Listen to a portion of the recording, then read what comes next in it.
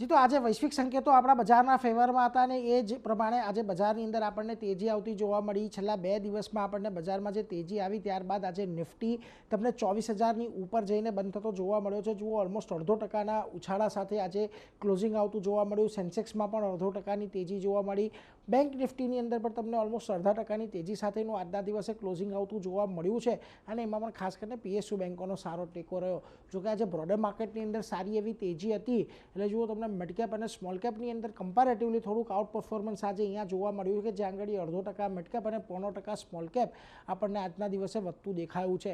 સેક્ટરની વાત કરશો તો આજે રક્ષામંત્રીના ટ્વીટ બાદ તમને ડિફેન્સ સ્ટોક્સની અંદર જોરદાર મજબૂતી જોવા મળી। જુઓ, લગભગ 4% જેટલો ઇન્ડેક્સ વધ્યો। પીએસયુ બેંકોમાં એક સારી તેજી હતી। મેટલ અને આઈટીમાં પણ આજના દિવસે તમને ખરીદદારી જોવા મળી, પરંતુ જ્યાં દબાણ આજના દિવસે તમને આવતું દેખાયું એમાં જુઓ ઓટો સેક્ટર હતું, કેપિટલ માર્કેટ, રિયલ્ટી અને એફએમસીજી આ બધી જગ્યાએ તમને થોડીક વેચવાલી જોવા મળી છે।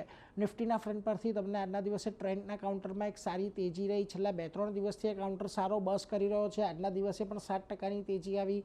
આ ઉપરાંત બીઈએલ, હિન્ડાલ્કો અને ઇટરનલ જેવા કાઉન્ટર ટોપ ગેનર્સની અંદર સામેલ રહ્યા, પરંતુ સામે જે ઘટાડો હતો ત્યાં આગળ ટાટા મોટર્સ પેસેન્જર વ્હીકલનું કાઉન્ટર હતું। જેએલઆરે જે કમેન્ટ્રી આપી એ બજારને ન ગમી, એટલા માટે લગભગ 8.25%નો ઘટાડો આપણને સેકન્ડ હાફમાં આવતો દેખાયો।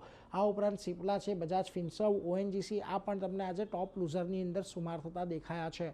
મિડકેપની વાત કરી લઈએ તો ત્યાં આજે તમને ભારત ડાયનામિક્સ અને કોચિન શિપયાર્ડ જેવા જુઓ ડિફેન્સ કાઉન્ટરની અંદર સારી તેજી રહી। આ ઉપરાંત જીઈ વર્નોવા, યસ બેંકમાં પણ એક સારી તેજી સાથેનું કામકાજ તમને જોવા મળ્યું, પરંતુ જ્યાં દબાણ હતું આજે એ કાઉન્ટરની વાત કરી લઈએ, ખાસ કરીને તો બીએસસીનું કાઉન્ટર હતું, ઓલમોસ્ટ 4%નું દબાણ રહ્યું।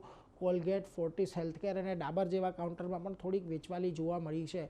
હવે જુઓ, આપણે 24,000ની ઉપર તો આવી ગયા છીએ, પરંતુ અહીંયા 24,150, 24,300ના ઝોનમાં ઘણા બધા હર્ડલ છે, એટલે અત્યારે હવે નિષ્ણાંતોનું એવું કહેવું છે કે જો 23,800ના ઘટાડા પાસે બજાર આવે છે તો ત્યાંથી એક સારી ખરીદદારીની તક બની શકે છે, પરંતુ ઓવરઓલ અત્યારે જે ટ્રેન્ડ છે બજારમાં એ તો તેજીનો જ આગળ વધે એવી અપેક્ષા છે।